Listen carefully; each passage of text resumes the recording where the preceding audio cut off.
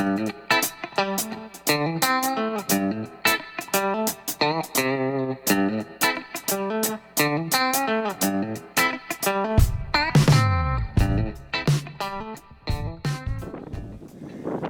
I've got as much welding, spot welding and stuff done as I'm going to on this. And I just want to get this, it's getting late on Sunday, I want to get the primer on here and get ready to do the rust treatment. What I'm probably going to end up doing though is coming back on these, on the cowl, on the vents for the hood itself. I'm going to come back and finish these out. I got a little bit of paint down in between the fins, and I have to get some different sandpaper to take care of that, but I want to get the rest of it done. I just want to get it sprayed and covered up so it's not rusting on me anymore. Getting ready to do the rust treatment. I've got my 3-to-1 right here in my 5-gallon bucket.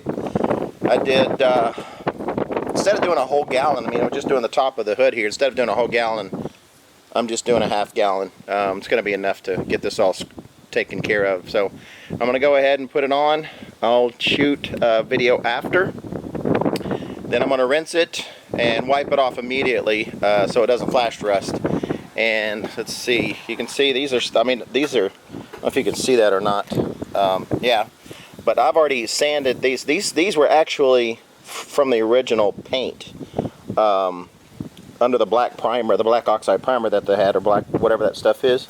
There's a few spots on here still that I knocked down myself, but this was under the original paint. And in order for me to get that out, I would have to like literally grind this metal down, and I don't want to do that. So I'm just going to neutralize it with the water vinegar. But we get started on it. I'll get everything scrubbed down and let it sit. And I'll catch back up with you in a minute and show you what it looks like after it's dried off, after it's done its thing. Okay, I just did the turbo scrub on it. I got the first half done over here. Did the second half. I noticed that the first half started drying off a little bit, so I came back and hit it one more time with the solution. I can see some spots that are already starting to turn kind of dark, especially right here in the middle.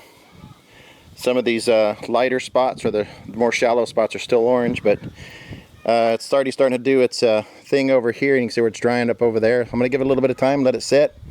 What I did is I kept what I've heard on using vinegar as a rust converter.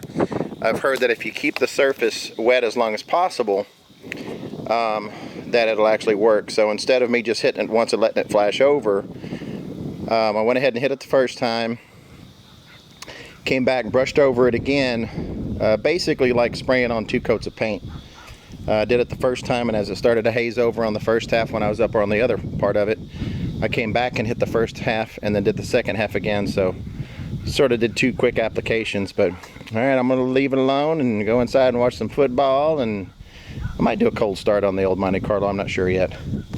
Got the battery charged. I might do that next. Haven't fired it up in a while. I need to move it so I can mow under it. So I might do that, but we'll catch up with you in a little bit.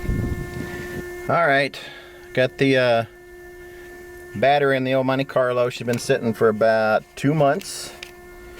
Haven't done anything with it, so let's see what it takes to get it going. I got the battery charged up, so I'm hoping all the gas hasn't evaporated. I didn't have much in it, so let's see what happens.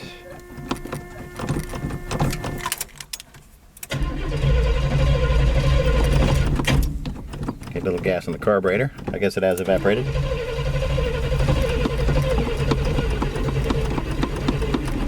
Uh-oh, weak battery. Come on! Come on! Whoa! It's a low cranking amp battery, so it uses its juice up pretty quick.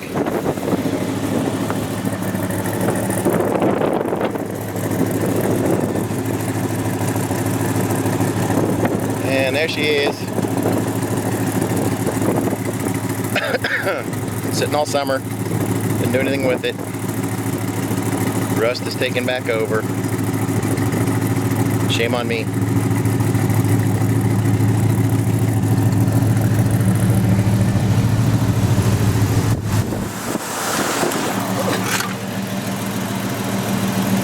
All pressure looks good.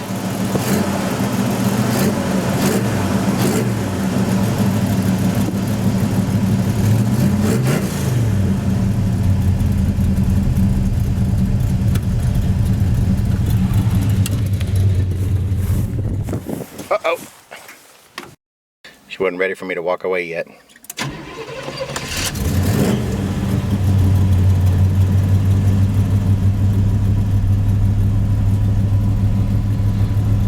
So I got the carpet out of it this summer. I did at least do that.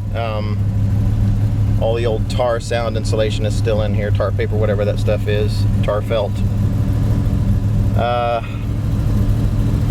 It's hell when you only have literally basically a one-car garage. You don't have a shop to work in. Then your extra projects kind of sit out in the sun and elements and everything else, and this happens to them. This is the windshield out of the windshield out of the 69. Obviously it's in pretty bad shape, but it's good for weather. Just sitting in there to keep the rain out. Don't want to idle down yet. It's only down about 140 degrees.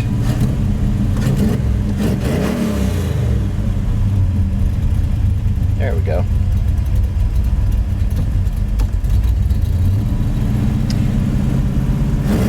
Ready for a new carburetor. It's got a 2-barrel Rochester 2 jet on it. When I built the engine, I used that. I put it back on to break it in, and it obviously has an issue. It's got a vacuum leak around the throttle shaft. The throttle shaft bushings are done for. So it's either idling too high, or as soon as the vacuum starts to drop, or as soon as the vacuum, when the engine idle drops down and the vacuum goes up, it sucks in too much air, leans out, and it won't idle. So, all right, there's my cold start. She had been running about 2 or 3, like I said, about 2 months, probably 3 months if I really start to think about it. This is already October. I parked her back here in in July, August, September, October, 3 months. So gotta get her moved out of the way so I can, gotta get her moved out of the way so I can finish mowing the grass.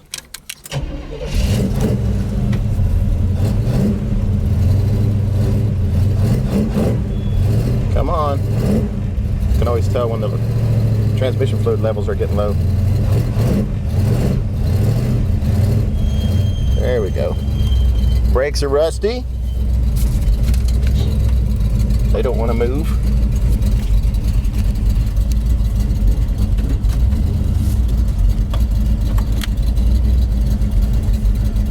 Let's see. Got a pretty bumpy cam in her too. I need to get a stall converter because the issues. I'm gonna get a stall converter anyway. But the vacuum issues are exacerbated by the bumpy cam I've got in here.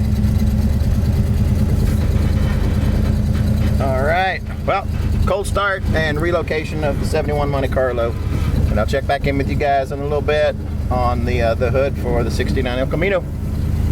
Woohoo!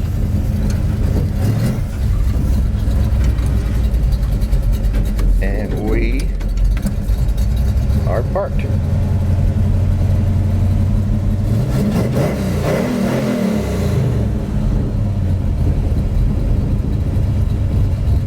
Okay, brought the hood back in, got it out, got it in here ready to spray.